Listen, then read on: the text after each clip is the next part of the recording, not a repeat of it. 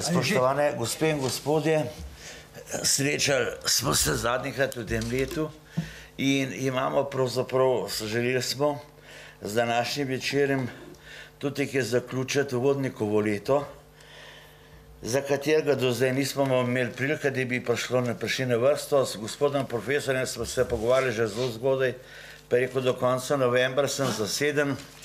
No in tako je pač prišlo do nocojšnjega večera. Problem je pač v Sloveniji manj znan, ampak po mojem mnenju je en izmed ključnih problemov zgodovine slovenstva. Gre namreč za to, da, kot vsi veste, je Valentin Vodnik napisal v čast Iliriji, francoski znamenito Ilirijo oživljeno. No, leta 13 je bilo potem Ilirije konc francoske in seveda Valentin Vodnik je padel v nemilost in potem on nekje v letu 1816, oprostite, malo sem živčen od tega, ampak 17 napiše pesem Ilirija zveličana. Za to pesem smo dolgo časa domnevali, da je v tej pesmi prva slovenska omemba Slovenije. Pokazalo se je potem, da s temu ni tako, da je že prej bila objavljena v korespondenci med Valentinom Vodnikom in pa Janezom Nepomukom Primicem, kot veste, prvim visokošolskim profesorjem slovenščine v Gradcu, sploh prvi visokošolski profesor slovenščine v slovenski zgodovini.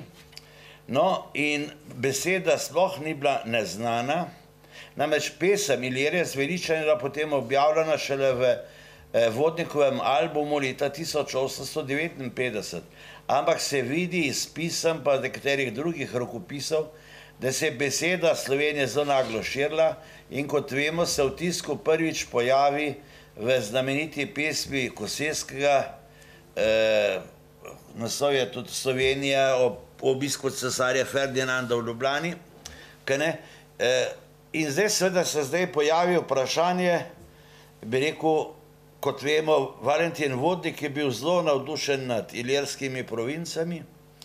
To ga je seveda potem tudi stalo karijere, mogoče tudi zaradi tega že 60 let star, leta 19 umrl. Ampak vendar zanima, ker je gospod akademik te stvari že študiral, kakšno je pravzaprav to razmerje pri Valentinu Vodniku med Ilirijo in Slovenijo. Ker če vam sam, če dovolite, jaz sem sicer slab bralec, ampak to je pesem, ki ima veliko kitic, 1, 2, 3, tam bliz 20, ali pa saj, ne, čakajte, 1, 2, 3, 4, 5, 6, 7, 8, 9, 25 kitic ima, hvala lepa, gospod akademik. Seveda zdaj vam ne moram se brati, tudi moram reči, da ni to pesem, kjer bi rekel, tako bilo vseeno značno jasno, ampak v tretji kitici pravi, mat stara Slovenija se komaj zave, v očeh ji veselje igrajo solze. Kdo čisla moj jezik, kdor zove me mat, ga hočem ali oča ali sina imenovat. In tako naprej, torej gre pravzaprav za neko izrazito Slovencem naklonjeno pesem, ker prav, naprimer, Vindisa, Vindona, slovenski ste bile, po Nemcih Slovencu je Vindec ime. Kako so Slovenci segali gor do Donave, kar je seveda res. Ampak ve se potem, da je Valentin Vodnik mislil, da se bo s to pesmijo rešil pred avstrijskim dvorom. Ko je bil Metternich v Ljubljani, je obiskal tudi Zoisa. Zois je nekaj interveniral, menda je to pesem celo, če sem prav razumel, prevedel v latinščino, ampak Valentin Vodnik ni bil rehabilitiran, nastalo pa naj bi nekako v tem kontekstu tega Zoisovega razgovora z Metternichom tudi potem Ilirsko kraljestvo, ki veste, ki je pravzaprav obstajalo samo na papirju, dejansko je bila to neke vrste notranja Avstrija, to se pravi združenje Štajerske, Koroške, Krajinske in pa Goriške, kar seveda za Slovence zelo simpatično, ampak vendar tudi v tem kontekstu Slovenci ne bi bili večina, ker vi morate računati, da na Koroškem pa na Štajerskem Slovencov približno samo 1/3 prebivalstva, in če računate, do kje sega gor Štajerska ali pa koliko daleč sega Koroška. Torej gre za en problem, ki v Vodnikovem letu ni doživel pozornosti. Jaz sem preko radija pravzaprav spremljal te razne prireditve in zanimivo, da nisem niti na eni opazil, da bi se v 200-letnici smrti Valentina Vodnika posebej opozarjali ravno na to, da je Valentin Vodnik povezan s prvo omembo Slovenije v slovenskem jeziku. Imamo starejše omembe v latinščini, imamo starejše omembe v nemščini, ampak vendar v slovenščini je pa pravzaprav prav z njim ta prva omemba povezana. Samo še za konec mojega uvoda, France Prešeren besede Slovenija ni nikoli uporabil. Ima beseda slovenščina, ve se, da je to besedo poznal, uporablja v drugačnih kontekstih, ampak besede Slovenija ne uporablja. In se spominjam, da sem to enkrat rekel Lojzeti Rebuli, pa je rekel Zora grandi se meša. In potem sta pravzaprav eno uro recitirala Prešerna in sta ugotovila, da besede Slovenija res v Prešernu ni.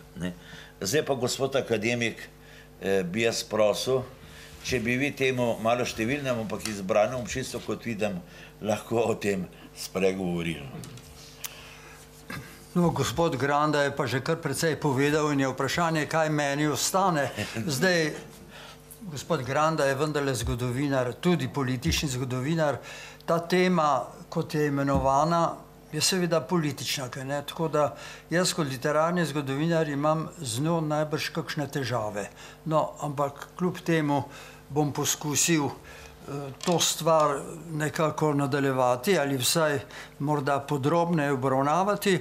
Na začetku bi vendarle povedal nekaj, kar zadeva proslavljanje Vodnika letos. O tem je gospod Granda tudi že kar nekaj določnega rekel.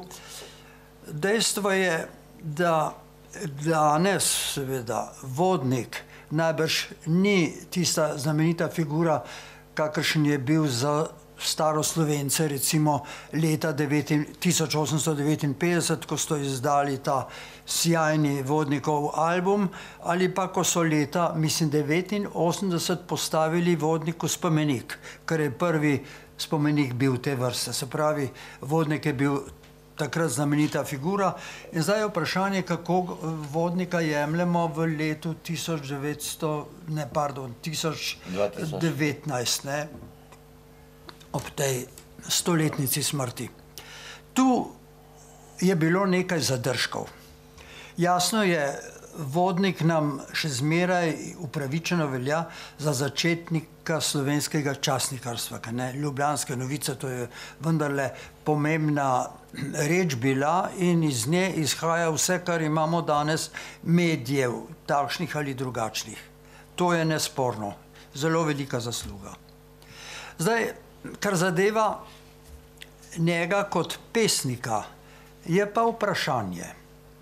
Vemo, da za življenja je bil deležen kar precejšnje pozornosti, pravzaprav skoraj da slave, in tudi Prešern se mu je oddolžil znamenito pesmijo v spomin Valentina Vodnika, ker ga je priznal za pomembnega pesnika, čeprav je predtem pa objavil tisto kratko zbadljivko Preblečen sem menišič bil in rad sem pel, še rajši pil, kar je ljubko, kar ljubko.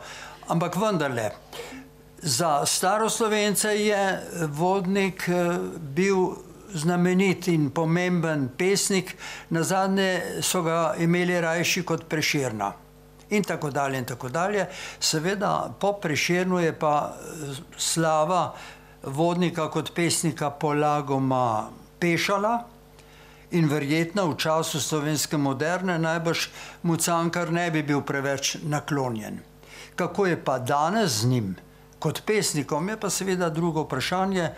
Zdi se, da mu nekateri v tem letu niso bili preveč naklonjeni. Tu bom citiral dva avtorja, ki sta v njem pisala kot pesniku in mu nista bila naklonjena, recimo zdaj že žal pokojni Peter Kolšek, ki je bil izvrsten literarni kritik, čeprav z nekimi ideološkimi motnjami včasih, pa vendarle, je napisal o Vodniku kar precej podcenjevalno, da tole pa res ni kak pesnik, ki bi nas danes sploh še zanimal kakorkoli in kjerkoli.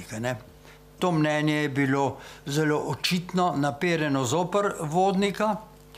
Drugo mnenje, nekoliko drugačno, je izrekel Matjaž Kmecel, mislim, da v knjigi, ki nosi naslov 1000 let slovenske književnosti, nekaj takega. No, in tam, ko pride do Vodnika kot pesnika, seveda, mu odreče naslov prvega slovenskega pesnika, kar smo zmeraj seveda o Vodniku dejali.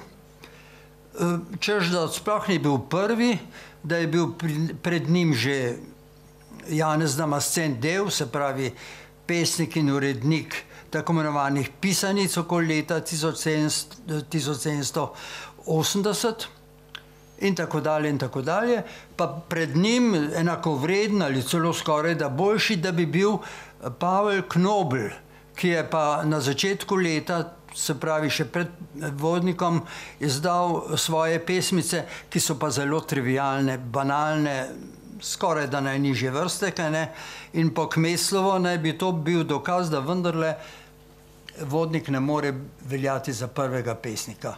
No, zoper to je seveda mogoče reči, da je prvi pravi pesnik bil vendarle Vodnik. Zakaj? Ker je imela njegova poezija velik odmev v njegovem času, ko je išla zbirka pesmi za pokušano, so jo brali, so jo citirali, se nad njo navduševali, zlasti, mislim, Janez Nepomuk Primic, ki ga je kolega omenjal. Se pravi, odmev je bil.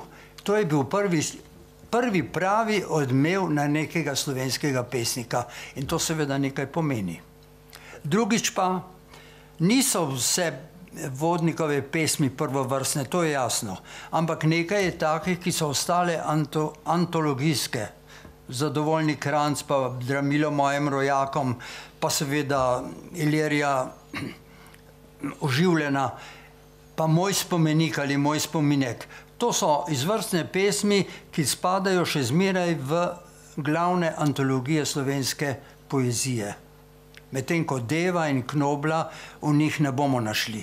Se pravi, dejansko je bil prvi pravi pesnik z odmevom in pa s nečim, kar je v njem izvirno. Ta vsebina njegovih pesmi, ta prijazno razsvetljenska je nekaj posebnega in tudi ton in slog njegovih pesmi sta nekaj izvirnega, tako da lahko kakšne verze še zmeraj citiramo, vse to je jasno, kar je za nekega pesnika kar precej. No, mislim, da veljava pesnika Vodnika ostaja v nekem okviru še zmeraj vidna, tako da se ni mogoče strinjati s temi podcenjevanji, ki smo jim bili priča, zlasti v letošnjem letu ali pa že v preteklem. No, nekaj drugega je seveda pa ta njegov politični pomen, o čemer je govoril naš profesor. Seveda, zdaj je vprašanje, kaj je z nacionalno-političnim pomenom Vodnika. To je vprašanje o njegovem mestu v tako imenovanem slovenskem narodnem prerodu. Ali je bil pomemben za ta prerod, kaj je vanj prinesel, kaj je od njega ostalo, kje je njegovo mesto ne samo v slovenski kulturni, ampak tudi politični zgodovini. No, zdaj seveda, kot rečeno, jaz sem bolj literarni zgodovinar, ne vem, koliko lahko o tej stvari povem res kaj bolj veljavnega, no, ampak recimo, da bi poskusil.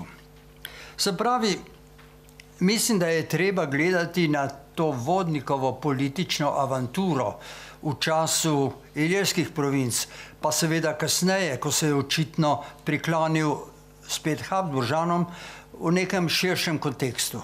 Ta kontekst seveda je precej zapleten in nekako daljnosežen, kajti, če smo čisto odkriti, sega od Linharta in Zoisa z Vodnikom naprej in se konča nekje pri Prešernu ali celo pri Kosevskem. Kot smo slišali za to znamenito pesem Kosevskega, tam se nekako stvar neha. No, ampak v čem je zdaj problem? Problem je v tem, da je ravno v tem času, okoli leta 1800 pa 1810, pravzaprav šele nastajala prava ideja slovenskega naroda in da so šele v tem času nastajale besede, pojmi, s katerimi bi Slovenci sebe označili kot narod. To je bil zapleten proces in v ta proces je bil Vodnik zelo očitno vpleten, na nekih mestih prav odločilno, čeprav seveda pri tem ni mogoče izpustiti vloge, ki jo je imel v tem nastajanju slovenskih samopoimenovanj Jernej Kopitar. Ta vloga, kot bom omenil, je bila precejšna. No, ampak kakorkoli, stvar je seveda tale. Ko je začel Valentin Vodnik okoli leta 1794 sodelovati s Zoisom in z Linhartom, je lahko vzel v roke, kot mlad, recimo kaplan, župnik, je vzel v roke znamenito Linhartovo nemško pisano zgodovino, poskus zgodovine Kranjske in drugih dežel južnih Slovanov v Avstriji. Ta knjiga v dveh delih je znamenita zato, ker je v predgovoru v drugi del, ki je izšel leta 1791, in je bil ta predgovor napisan prav tega leta, ker je v tem predgovoru pač govora o neki politični morda novosti, ki si jo je Linhart tega leta obetal od Avstrije, prav od avstrijskega cesarja.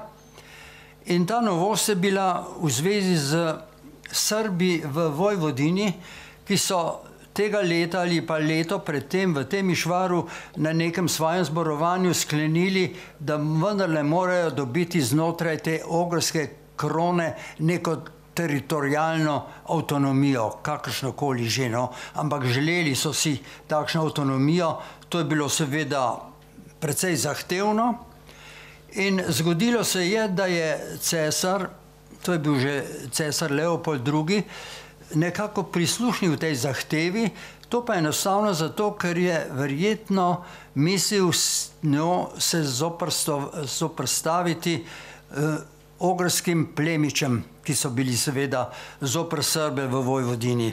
No in tako je nastala tako imenovana Ilirska dvorna pisarna na Dunaju in ta pisarna naj bi morda skrbela za nekakšno večjo srbsko avtonomijo. No in to omenja Linhart v tem predgovoru drugi del svoje zgodovine, zelo pohvalno, in vidi v tem neko možnost, da bi se eventualno južni Slovani v Avstriji nekako našli v neki večji avtonomiji, skorajda sicer odvisni od avstrijskega cesarstva, pa vendarle nekako samosvoji.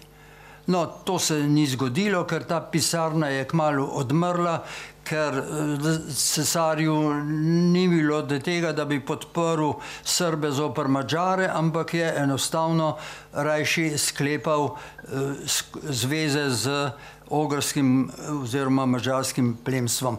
No, ampak naš Linhart je videl v tem neko možnost, pri čemer je zanimivo seveda, da se sploh ni strinjal s tem izrazom Ilirska dvorna pisarna, kajti v uvodu je zelo jasno povedal, da južni Slovani nismo bili potomci nekakšnih Ilirov.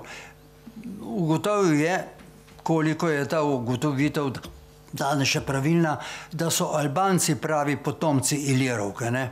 Da vas južni Slovani s tem nimamo nič. No, ampak ne glede na to, je Linhart torej pozdravil to ilirsko dvorno pisarno, ker je videl v njej nek zasnutek za neko večjo politično samostojnost južnih Slovanov.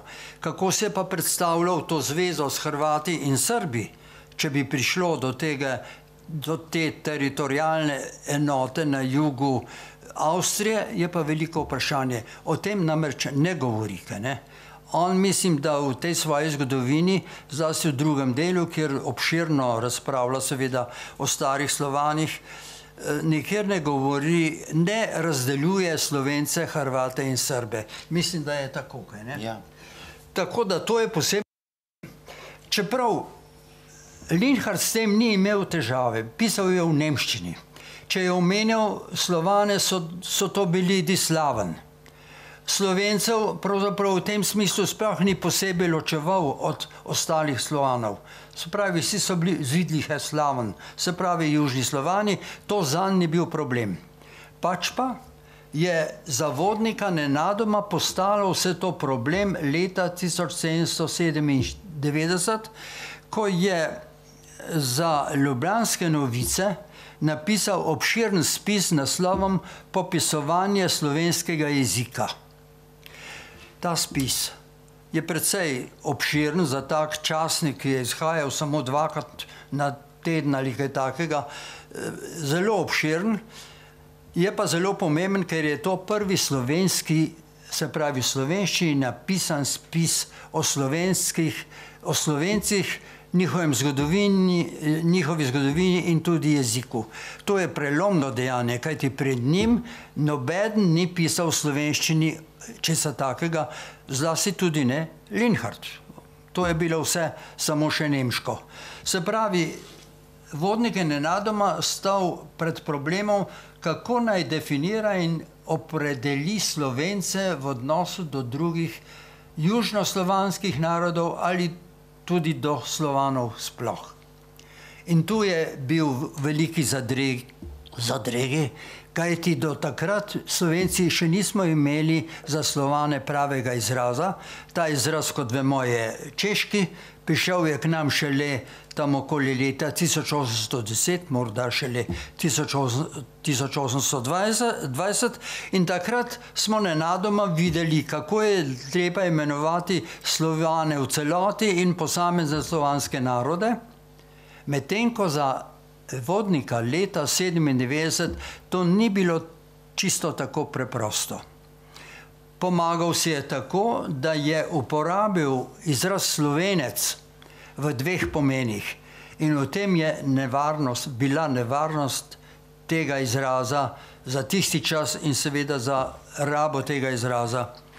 Namreč ta izraz Slovenec je bil v teh letih in še nekaj časa pozneje enostavno dvopomenski. V resnici je označeval dvoje različnih pomenov. Prvi pomen je bil enostavno kot pomen za Slovane, slovanstvo in slovanske narode v celoti.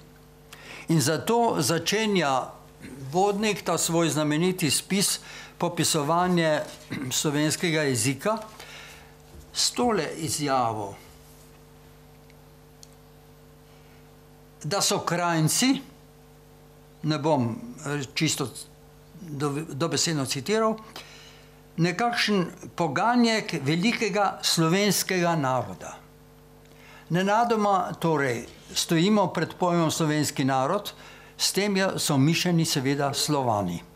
V tem primeru, v tem kontekstu je izraz Slovenec, slovenski, seveda izraz za Slovane, slovansko in tako dalje.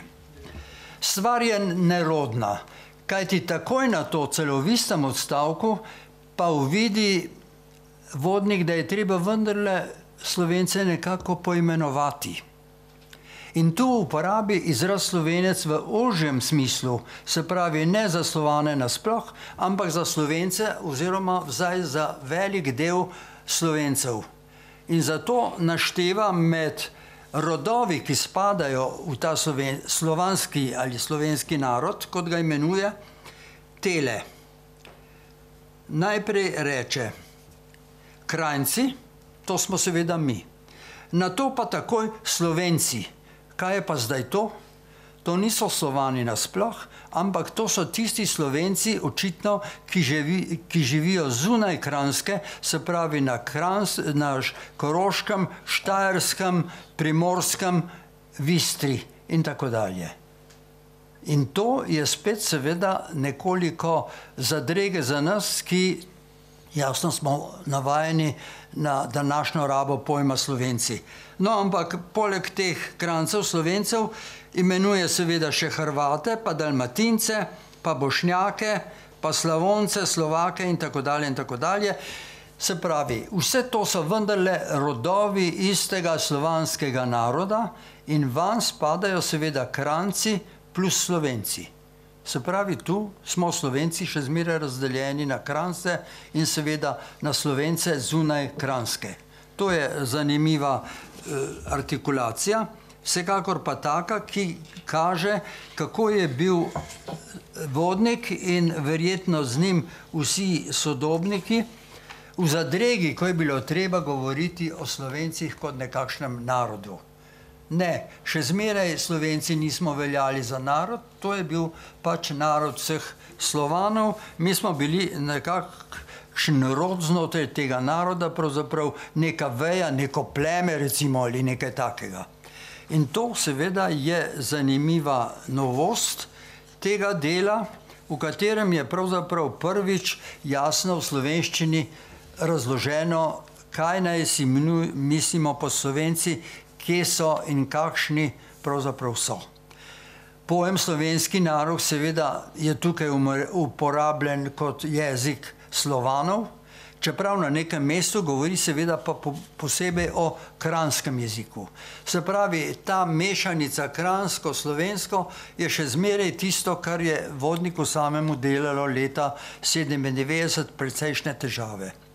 No, te težave pač so v zvezi s tem, da je dejansko pojem slovenskega naroda šele takrat nastajal tako, da se je oblikoval s pomočjo nekih primernih besed, pojmov, izrazov in definicij.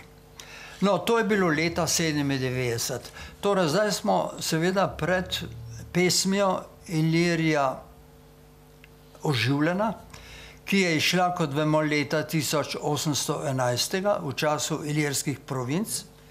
Očitno je Vodnik ustanovitev teh ilirskih provinc z navdušenjem pozdravil. Zelo navdušen seveda zlasti nad slovenščino, ki so jo uvajali kolikor toliko v šolstvo, in seveda zadovoljen tudi s svojim mestom, ki ga je dobil v tem šolstvu. To je dejstvo. Njegovo navdušenje je bilo zelo veliko, očitno se je v nekem smislu spozabil, da je iz tega navdušenja napisal enostavno to pesem Ilirija Oživljena. Bila je objavljena v njegovi, mislim, da pismenoci, njegovi slovenski slovnici in seveda v uradnem glasilu ilirskih provinc Telegraf Officiel. Zdaj, s to pesmijo seveda je tako, da je sigurno nastala iz nekega navdušenja za ilirske province, čeprav ne bi mogli reči, da je zato nekako frankofilska. To ni kakšna pesem, ki bi bila nastala iz posebnega navdušenja nad Francozi, nad francosko kulturo ali kaj takega. Najbrž ne, to je pač zadovoljstvo, da je po Napoleonovi volji prišlo do tega, da se je del teh južno-avstrijskih ozemelj imenoval po Iliriji kot ilirske province in to je bilo seveda za Vodnika ne samo zadovoljstvo spričo teh pravic, ki jih je dobila slovenščina v šolah, zanje je bila to vendarle tudi neka politična odločitev, ki jo je razumel dejansko kot izkaz neke politične samostojnosti, ne samo Slovencev, ampak tudi vseh južnoslovanskih področij, ki so bila vključena v ilirske province. Kajti vsebina te znamenite ode je vendarle izrazito politična. To ni samo pesem o tem, da bomo Slovenci dobili zdaj kakšno stolico slovenščine v Ljubljani, kar se je zgodilo šele seveda po Francozih. Ampak je to zadovoljstvo nad neko politično spremembo, ki se je obetala na jugu Avstrije, seveda s pomočjo Francozov. Najbrž je Vodnik razumel te ilirske province vendarle kot uresničitev tega, kar je povedal Linhart v svoji zgodovini Kranjske in drugih južnoslovanskih dežel v Avstriji. Zdelo se mu je, da to ime ilirske province vendarle spominja na tisto ilirsko dvorno pisarno iz leta 91-92 in da je to zdaj tista izpolnitev, ki si jo je Linhart takrat očitno zaželel. Zdaj, če pogledamo natančneje v to pesem, ki je pač pesniško še kar v redu, čeprav namreč treba je vedeti, seveda pri Vodniku je bil ves čas problem jezika. V zadnjih pesmih je postal zelo, kako bi rekel, jezikovno neurejen, zapleten, prav manjerističen, tako da mnoge teh njegovih zadnjih pesmi iz zapuščine pravzaprav težko razumemo. In čeprav vidim to njegovo zadnjo jezikovno pesniško fazo, bi ne bilo napačno reči, da je Kosesky svojimi groznimi koseskizmi, ki jih je, kot vemo, Stritar zelo skritiziral, češ da to pa ne gre, da bi slovenščino ravnali tako, da je Kosesky vendar v nekem smislu bil učenec poznega Vodnika, tega njegovega jezikovnega, precej zapletenega izražanja. No, ampak kakorkoli, tale Ilirija oživljena ni tako hudo jezikovno spakedrana kot kasnejša Ilirija z Veličanja, je še kar normalno, ampak bolj kot ta slog, ta jezik nas verjetno zanima, kako je pa v njej s tem slovenstvom in seveda z odnosom med Ilirijo in Slovenci. V tej pesmi ne uporablja izraza Slovenija, ves čas govori o Iliriji, Ilircih, ampak tudi o Slovencih. In zdaj nastane velik zapleten problem, kako si pa Vodnik v tej pesmi predstavlja razmerje med Ilirijo, pa Slovani, pa Slovenci. Stvar je zapletena in je treba te pojme znotraj te pesmi jemati zelo previdno, pravzaprav zmeraj v nekem kontekstu, da se razume, kako so bili pravzaprav mišljeni. No, najprej je jasno seveda, da Vodnik v tej pesmi kot da pristaja na neko povezavo med nekdanjimi Iliri in seveda južnimi Slovani na teh področjih. Jasno je, da Vodnik je dobro poznal, kaj je Linhart v tej stvari rekel v tistem predgovoru v drugo knjigo zgodovine Kranjske, kjer je pač Linhart je to zanikal, kaj ne? In Vodnik je to seveda dobro vedel, kljub temu je pa iz neke licence poetike, kot se temu reče, ves navdušen za te francoske ilirske province, zagrabil za to priložnost, da se je zamislil na to zgodovino in nekako spletel iz tega v tej pesmi neko veličastno podobo sijajnih bojev, ki so jih nekdanji Iliri imeli z Rimljani in kjer so zmagovali, pa bili tudi poraženi in tako dalje, ampak vendarle, kot da gre za neko slavno zgodovino, ki se tiče tudi nas, se pravi južnih Slovanov, eventualno tudi samih Slovencev. To je zdaj ta, kako bi rekel, zgodovinski Vodnikov pogled nazaj, pogled, ki je seveda včasih nekako na robu zgodovinske verjetnosti, pravzaprav sploh ni. Zdaj, bolj zanimivo je, kako pa spravi v to pesem o pojem Ilirije in Ilirce pojem Slovencev. In dejstvo je, da jih nekajkrat imenuje, ampak v neki zvezi, ki ni prav čisto jasno, kako in kaj razume pod Slovenci v tej pesmi. Ali so mu Slovenci tu Slovani nasploh, ali misli s tem na Slovence v današnjem pomenu besede. Tu smo rahlo v zadregi, kajti v neki kritici pravi takole, ne bom citiral dobesedno, ampak recimo, da se ljudje iz Dubrovnika, pa iz Kotorja, pa z Primorskega, pa z Gorenjskega in še naprej imenujejo Slovence. Seveda, če gre za Dubrovnik pa za Kotor, jasno je, da tu pojem Slovenca ni mogel biti mišljen v ožjem današnjem pomenu besede, ampak je šlo tukaj enostavno za Slovane. In tako podobno tudi še na drugem mestu, čeprav seveda je res vprašanje, kje in kako se ta pojem Slovenca in slovenskega razume tako ali drugače. No, ampak nasplošno, kot da je v tej pesmi pojem Slovenca še zmeraj zelo vezan na ta splošnejši slovanski pomen.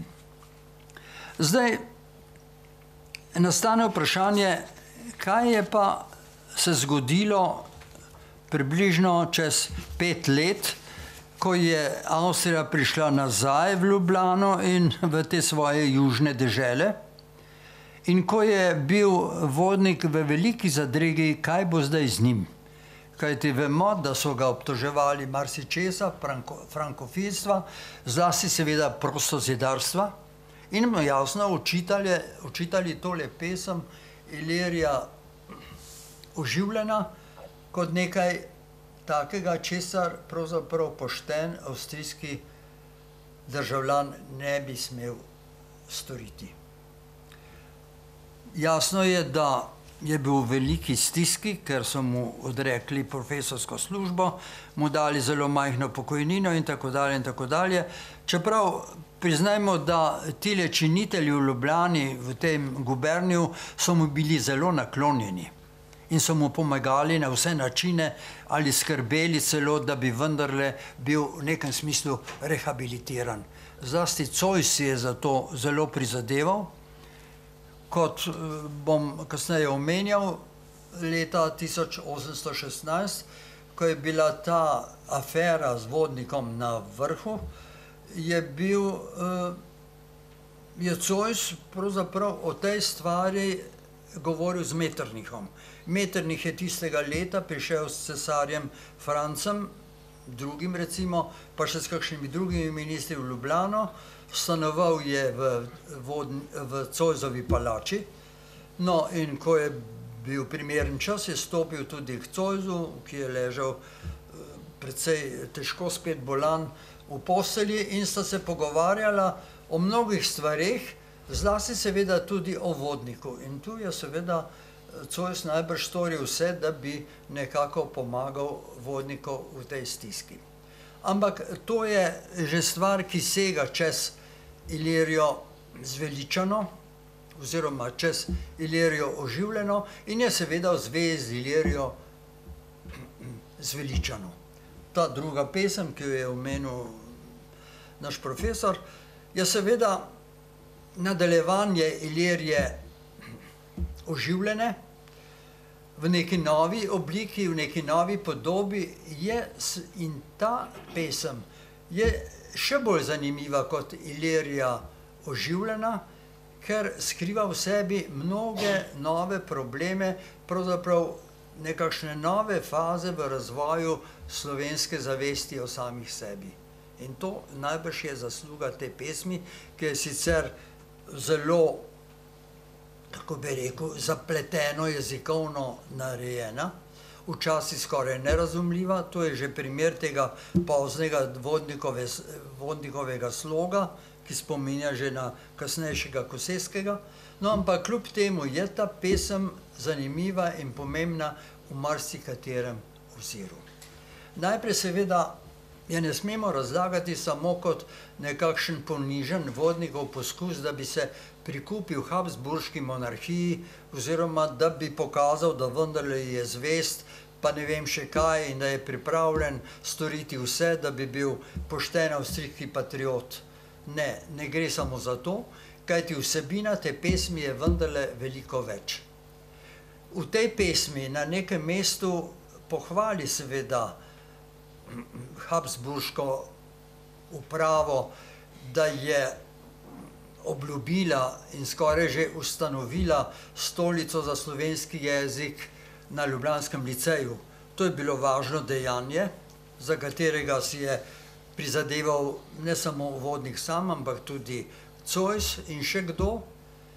Do tega je seveda prišlo leta 1815-16, ampak v tej Iliriji zveličani ne gre samo za to zadovoljstvo nad novo stolico, kajti pesem se začenja vendarle z veliko težjimi poudarki. Njen začetek je tak, da jo lahko imamo za novo fazo v razvoju te nacionalno-politične misli, ki, kot smo vedeli, sega nazaj k Linhartu, potem seveda v Ilirijo oživljeno, ampak tu pa nenadoma stopi na plan v zelo izraziti in močni podobi. Prva kitica Ilirije zveličane se glasi takole. Iz Dunaja kliče Ilirija vstan, svobodnosti tvoje napočil je dan. Ne gre samo za jezik, seveda, gre za svobodnost nekdanje Ilirije kot državnosti ali države. Druga kitica je še bolj izrazita. Po starih pravicah prijemi oblast in staremu jeziku obvarujaj čast.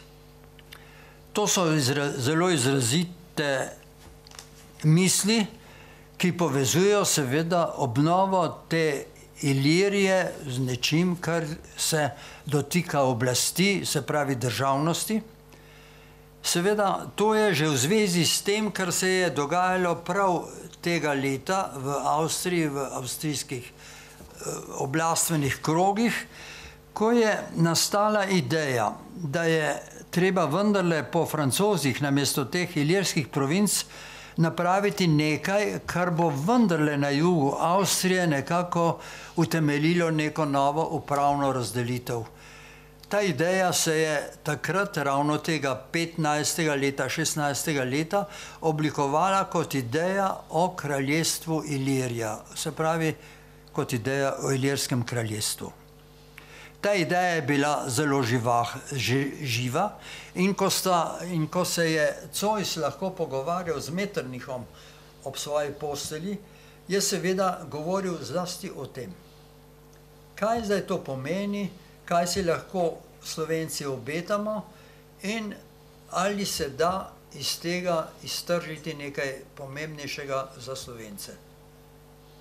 O tem je Zois sam poročal Kopitarju na Dunaj, opisal mu je ta pogovor z Metternichom v zelo lepi luči, da je bil zelo uglajen, diplomatski, kot se za tako visokega diplomata seveda spodobi, ampak da je čutil v tem pogovoru vendarle nekaj naklonjenosti najbrž do te ideje Ilirskega kraljestva, kar je seveda formalno se takrat že zgodilo. Tako da je Vodnik, ki je ravno v tem času pisal novo Ilirijo, se pravi Ilirijo zveličano, mislil na to dejstvo. Ti dve prvi kitici, ki proslavljajo zdaj vrnitev nekakšne ilirske oblasti, sta odsev te ideje oziroma že skoraj sklenjenega sklepa o novem ilirskem kraljestvu na jugu Avstrije.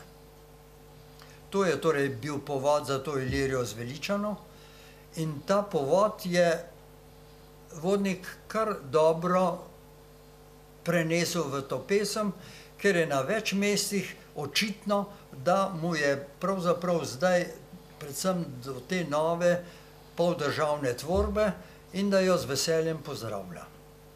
Zanimivo je, da ravno zato v tej pesmi nenadoma prekine s to mitologijo starih Ilircev, nikjer več ne omenja tega, da so bili Iliri tako rekoč Slovani ali kaj takega. Tudi ne govori več o tej baje slavni ilirski zgodovini, kjer so Iliri premagovali Rimljane in tako dalje. O tem v tej pesmi ni več sledu. To je seveda zanimivo, se pravi, nenadoma je iz pesmi izginila vsa ta ilirska mitologija, ki je pravzaprav za časa Francozov bila Vodniku sredstvo, da je pravzaprav poudarjal nekako, kaj so zdaj te ilirske province. To mu zdaj ni bilo potrebno, kajti očitno je ideja Ilirskega kraljestva bila že tu, vsaj formalno, in jo je bilo treba kot tako sprejeti. Seveda, pri tem je vendarle pomislil na to, v kakšni zvezi je zdaj to Ilirsko kraljestvo s Slovenci. No, in tu mu je prišla na misel beseda Slovenija. Zdaj, doktor Granda je itak omenjal, da prvi jo je verjetno zapisal Primicke, ne, v nekem pismu Vodniku. Jaz tega pisma zadnje čase nisem bral, verjamem, da je tam zapisana, čeprav seveda je veliko vprašanje, a si jo je prvi izmislil prav Primic ali kdo drug.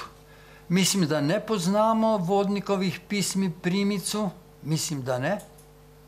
Morda je bila zapisana že tam. No, vsekakor je dejstvo, da je Vodnik nenadoma v tretji kitici te svoje nove Ilirije uporabil to pesem, to besedo in jo postavil nekako v tele verze. Mat stara Slovenija se komaj zave, v očeh ji vesele igrajo solze. Zdaj, Slovenija je imenovana Matika, ne? Jasno je, mati Slovencev. Ali morda Slovanov. Zdaj nastane vprašanje, ali je ime Slovenija tu mišljeno za vse Slovane nasploh, ali predvsem in samo za Slovence.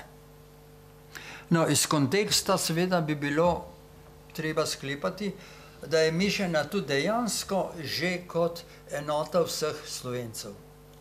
Kajti ta mati Slovenija, v njej je rečeno, da se komaj zave. To ni kakšna mogočna mati slava, ki je segala od Čehov do Rusov in ne vem še kaj. Ne, to je neka bolj stranska mati. In to seveda je bila v tem času mati Slovenija, uboga, pozabljena, ki se komaj zave, je rečeno. Se pravi, najbrž je tu ime Slovenija že pojmovano kot ime za slovenski narod, slovensko nacionalno skupnost in je v tem primeru seveda najbrž Vodnik prvi, ki jo je na ta način uporabil, ker za tisto uporabo pri Primcu pravzaprav ne vemo čisto natančno, kaj je pomenila. Se pravi, nenadoma se v tej pesmi, se pravi, poveže ali naveže ta pojem Ilirije na novi pojem Slovenije in zdaj seveda se zgodi nekakšen preskok nacionalno-politične misli na čisto novo raven. Ta raven je seveda v nadaljnih kiticah pa vendarle povezana s Habsburžani. Namreč, tako kot je v Iliriji oživljeni povezal Vodnik usodo Slovencev z Napoleonom kot tistim arbitrom, ki je omogočil recimo to tvorbo ilirskih provinc in s tem boljše pogoje za Slovence in vse druge južne Slovane, Tako je zdaj našel vodnik takega arbitra za Slovence, nekakšnega varuha, pomočnika ali vsaj naklonjenega skrbnika v Habsburžanih. In zato si je spet v tej pesmi na podoben način kot v prejšnji Iliriji prizadeval, da bi našel neko zvezo med Slovenci pa temi višjimi oblastmi. Tam je šlo za to, da bi prek Ilirov, starih Ilirov, našel neko pravico do državnosti, ki naj bi je bili južni Slovani deležni v ilirskih provincah.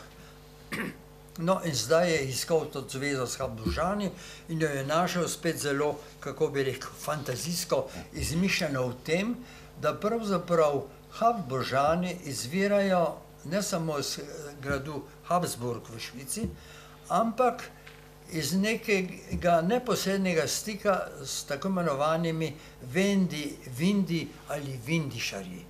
Kajti tam pri tem gradu Habsburg obstaja nek kraj, ki se imenuje Vindiš. No in vodnik, kako bi rekel, temperamenten pesnik in fantazist, si je zamislil, da vendarle potem takem obstaja neka krasna neposredna zveza med Habsburžani in seveda Slovenci. Kajti Slovenci, kot vemo, so se imenovali vendarle ponekod Vende ali Vinde. In tako dalje, in tako dalje. No, in tako je v sredi te pesmi napravljena neka taka zveza med Slovenci in Habsburško rodovino, kar naj bi potrdilo pač Slovence kot privržence Habsburške monarhije, ampak predvsem zato, ker so v Habsburžanih našli primernega skrbnika in varuha svoje narodne samobitnosti. Druga posebnost te Ilirije zveličane je pa še tale. V prejšnji Iliriji oživljeni, kot smo videli, proslavlja Napoleona, čeprav ne izrecno, kaj ne. Nič kaj dosti ne govori o njem kot velikem vojskovodji, ki je osvajal Evropo in se že pripravljal seveda za upad v Rusijo. O tem niti ne govori. Tu pa nenadoma se spusti sredi Ilirije zveličane v pravo polemiko z Napoleonom. In to je pač prvi primer neke slovenske politike na visoki politični ravni. Slovenci predtem si niso upali nikoli izreči nekaj, kako bi rekel, kritičnega ali celo sovražnega zoper kakšno višjo državno oblast. Ne, tu se nenadoma spravi nad Napoleona z zelo ostrimi besedami, da je sicer ustanavljal ilirske province, ampak je zdaj seveda nas tako rekoč izdal. Ni se mu posrečilo, da bi iz tega napravil tisto, kar smo pričakovali. Nasprotno, vse se je polomilo, z njim vred seveda. No, to je obsodba Napoleona, ampak seveda v nekem smislu politična anatema nad to napoleonsko politiko. In seveda odvrnitev, obrat nazaj Habsburžanom. To je torej bistvena ideja te Ilirije zveličane, ki najbrž pomeni neko posebno fazo v razvoju slovenske nacionalno-politične misli, precej odločilno, kaj ne? Kajti ta pesem je začetek tistega, čemur se lahko reče slovenski habsburški mit. Vemo, da v Avstriji, stari Avstriji, prav v nemški Avstriji je obstajal habsburški mit kot mentaliteta o tem, da so Habsburžani tisti, ki jamčijo tej regiji, temu zlasti meščanstvu, neko mirno življenje, kultivirano, solidno življenje. In ta miselnost je živela zlasti v delih avstrijskih pesnikov in pisateljev tistega časa. Recimo pri Grillparzelju je zelo očitno. ta konservativna stara avstrijska miselnost je oboževala oziroma se klanjala Habsburžanom kot garantom, da takšno stanje stvari lahko še obstaja. No pa drugi, Štifter in tako dalje, teh avtorjev je bilo več, to je bil ta habsburški mit na avstrijski način. Ta slovenski habsburški mit, ki se je začel pa z Vodnikovo pesmijo, je bil seveda drugačen. Tu je treba opozoriti na to, da Vodnik, mladi Vodnik je že leta 1881 proslavljal Marijo Terezijo, ob njeni smrti je objavil neko tako elegijo v pisanicah, no, tam se je klanja in tako dalje, ampak seveda to ni kakšna res narodna misel o Tereziji, to je enostavno samo proslavljanje neke dinastije v slogu baročnih panegirikov takim vladarjem. Medtem ko zdaj v Iliriji zveličani je pa stvar drugačna. Zdaj se pa klanja Habsburžanom vendarle z izrazito slovenskega nacionalnega stališča. Kajti oni so tisti, ki vendarle koristijo Slovencem, nas varujejo in tako dalje in tako dalje. To je začetek tiste miselnosti, ki se je vlekla skozi 19. stoletje in predstavlja tisto, čemu se reče habsburški mit pri Slovencih. Namreč, da so Habsburžani vendarle še zmeraj najboljši garant za napredek Slovencev v kulturi, mogoče izobraževanju, nazadnje tudi v politiki, najboljši garant zlasti zoper nemški liberalizem, ki je, kot vemo, bil v 19. stoletju zmeraj močnejši, zmeraj bolj nacionalističen in je torej postavil Habsburžane v vlogo nečesa, kar lahko svojo konservativnostjo vendarle brza ta liberalizem in koristi Slovencem. V tem smislu seveda so ta habsburški mit nadaljevali recimo Stritar, pa Gregorčič celo s posameznimi pesmimi. In seveda Kosevski. Pri Kosevskem, kot smo slišali, leta 1844 je spesnil tisto znamenito, v nekem smislu prelomno pesem Slovenija cesarju Ferdinandu ob prihodu v Ljubljano. Ta zelo obširna pesem seveda je res hvalnica Habsburžanom, kar je zanimivo, da vendarle jih slavi predvsem kot dinastijo.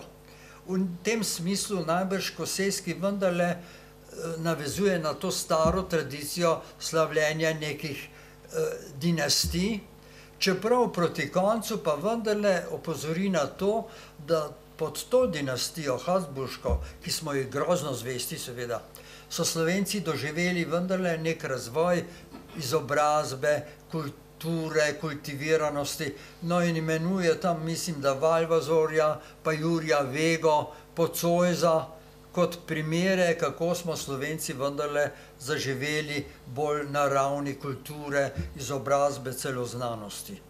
No, to se pravi, to je ta miselnost, da so Habsburžani vendarle koristni Slovencem in to je seveda tudi v nekem smislu člen v razvoju tega habsburškega mita pri Slovencih. Zdaj, ne moram pa mimo tega, da bi vendarle se ustavil še nekoliko pri Prešernu. Kajti vsa ta zadeva s Vodnikom se vendarle zaključuje najbrž že pri Prešernu, ne glede na ta habsburški mit. Namreč Prešern pri tem habsburškem mitu ni sodeloval.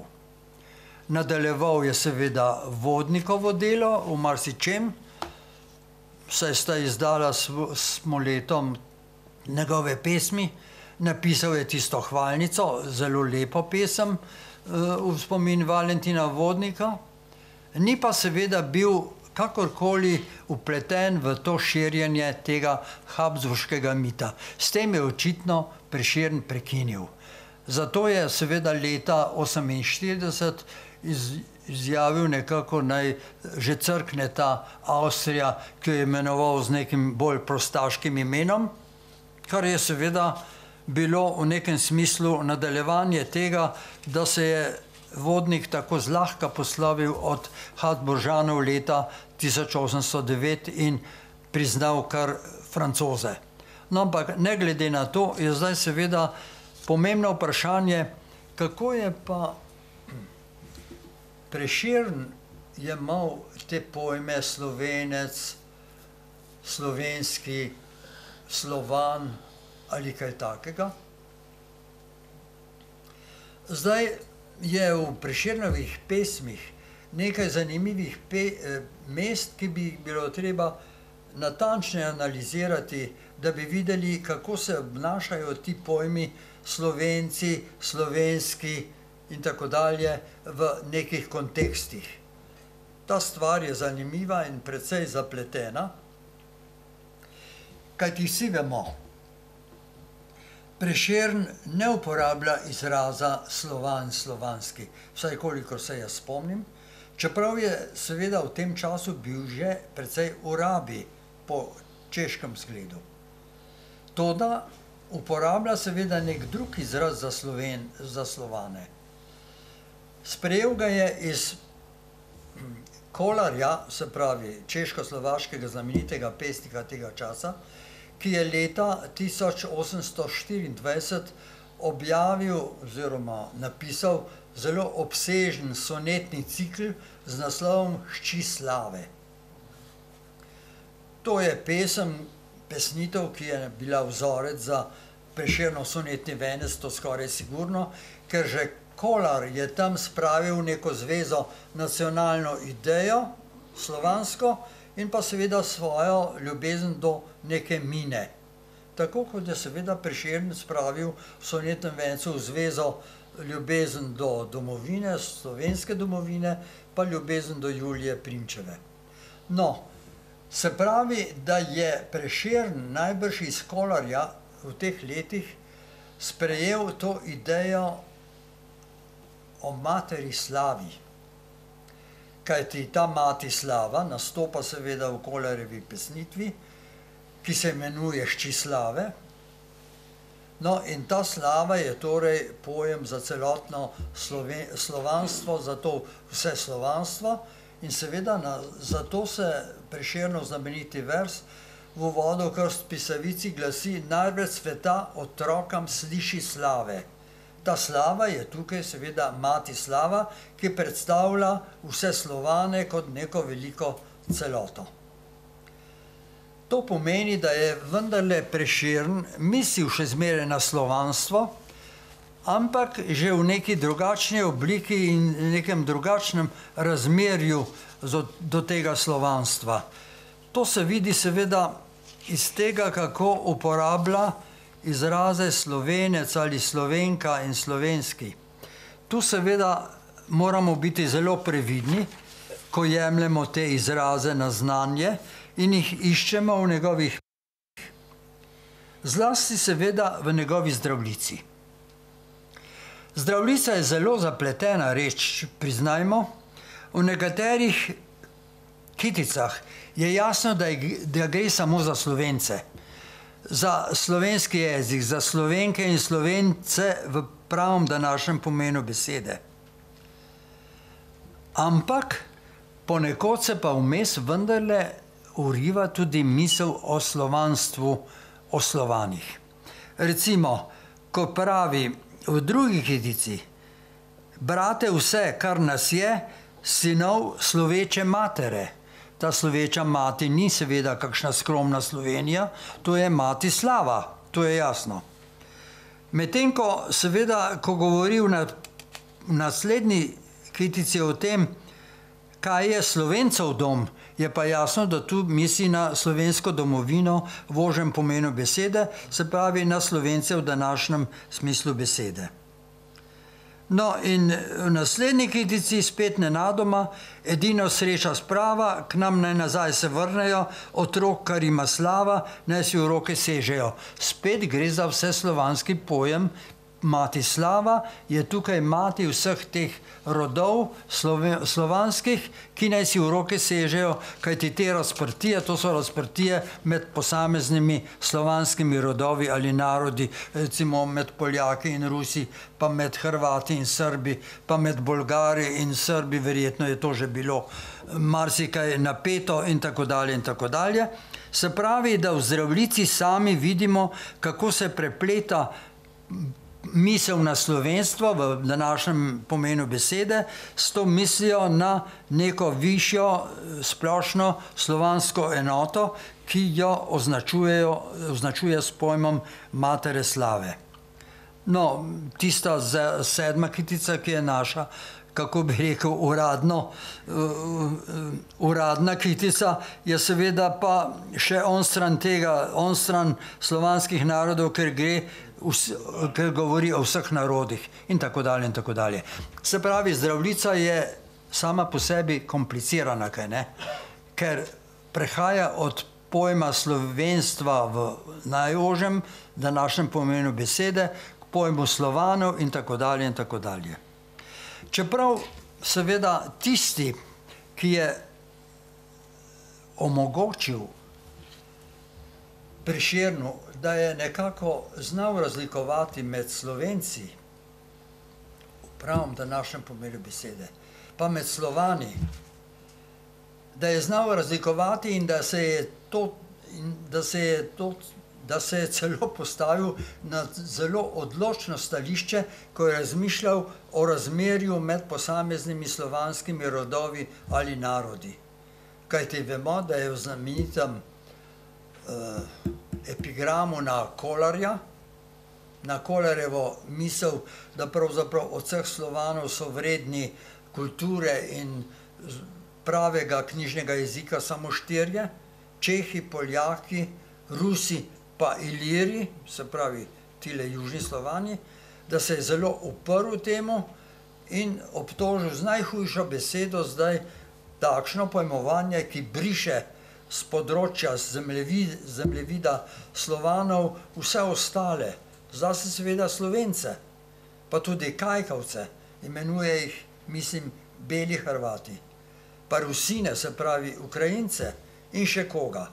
Zelo je bil nenadoma odločen, da bi hudo zarezal v to navidezno slovansko solidarnost, ki je vendarle dajala popolno pravico osrednjih slovanskih narodov samo nekaterim. Zelo je to odklonil, vemo, da njegova odklonitev Vraza in ilirstva je šla v to smer, da je bila zelo odločna, zelo duhovita in za nadaljni razvoj seveda slovenstva pravzaprav res odločilna.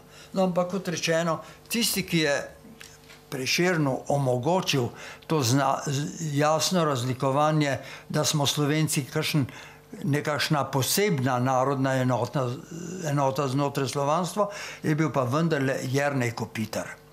Kajti ne smemo pozabiti, da je njegova znamenita slovnica Grammatik der slawischen Sprache in tako dalje izšla leta 1808-9 in v uvodu v to slovnico je že jasno razmejil, kateri so torej ti posamezni slovanski rodovi ali ni še rekel narodi, ampak vendarle, ki se med sabo tako razlikujejo, da so pravzaprav enotni. No in tu je v neki opombi zelo zanimivo opozoril na to, da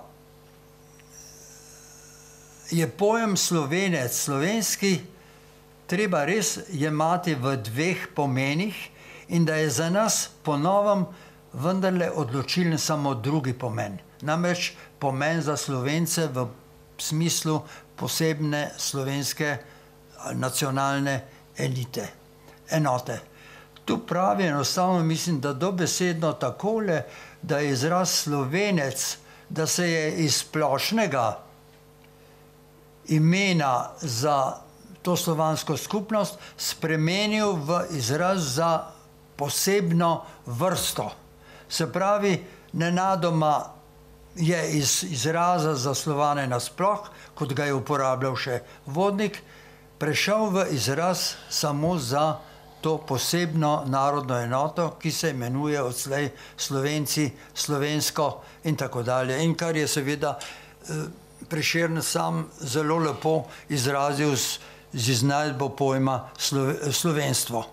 No, mislim, da je torej Kopitar vendarle v tej zgodbi o tem, kako je Vodnik od Linharta prihajal naprej skozi vse te svoje Ilirije in kar se je zaključilo s Prešernom, kako je pravzaprav tudi Kopitar imel v tej zgodbi precejšno vlogo, ki mu jo moramo seveda priznati. Ja, iskrena hvala.